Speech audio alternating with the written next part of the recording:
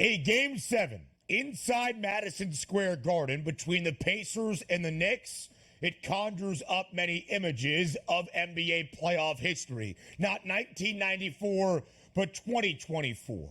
And in a series, DRS, where home floor advantage entering Sunday afternoon was paramount, all 6 games decided by the team that was on its own home floor, it seemed as though even shorthanded and banged up, inside Madison Square Garden could be the deciding factor for New York, except it wasn't. Indiana, behind a historic offensive performance in game number 7, goes on the road inside MSG and wins big, 130-109. The story for the Knicks, shorthanded and ultimately too banged up to win this game outright. But Indiana goes on the road, booked as an underdog, a 2.5-point dog, and puts up offensive numbers that will live on in the history books of NBA playoff floor. 130 points on the road in Madison Square Garden to win outright in game number 7.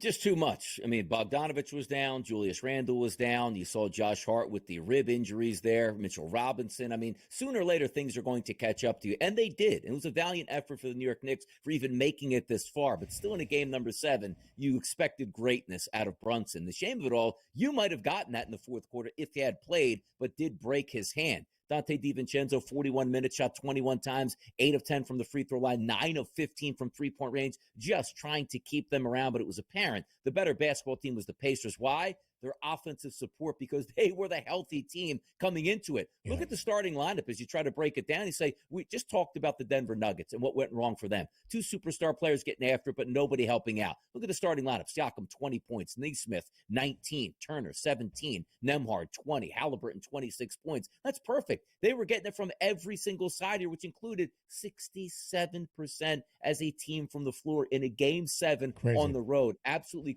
incredible performance out of the Pacers. Now, they're going to move on, and we'll talk more about that Celtics series coming up. But also the New York Knicks, what could have been for them, right? Because Brunson was on one of those historic turns where I actually thought still, after being up 2-0 and all the injuries came out, even OG Anunoby, I'm like, you know what? The Pacers still have to win 4 out of 5 games here. I don't think they can do it, but credit the Pacers. Injuries or not, you still have to beat the team in their own building, which they were able to do. And quite frankly, going back to game number 5, they got crushed in Madison Square Garden. Return the favor on the Knicks. They move on. The Pacers in the Eastern Conference Finals.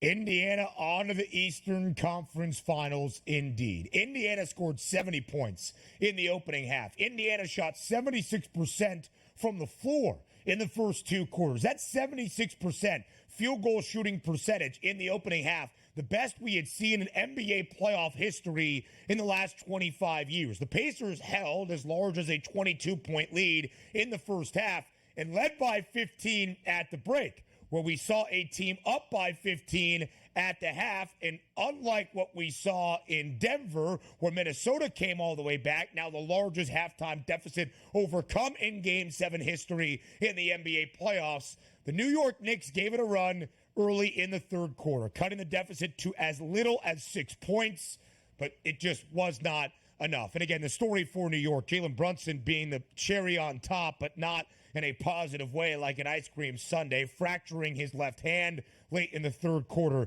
did not return. OG Anunoby started Game 7, hit 2 early threes, but was carrying that left hamstring up the floor, did not play again after the opening 5 minutes. And Josh Hart never looked right, DRS, in Game 6 or in Game 7. Alec Burks provided a spark off the bench, but it just wasn't enough for the New York Knicks. But again, Indiana with the historic offensive performance. It's been the story for the Pacers all year, Donnie. We would look at the regular season totals at 245 plus and say that is Indiana basketball, the best offensive team in the regular and in the postseason, and scoring 130 on the road in Game 7. Evidently clear how Indiana wants to win.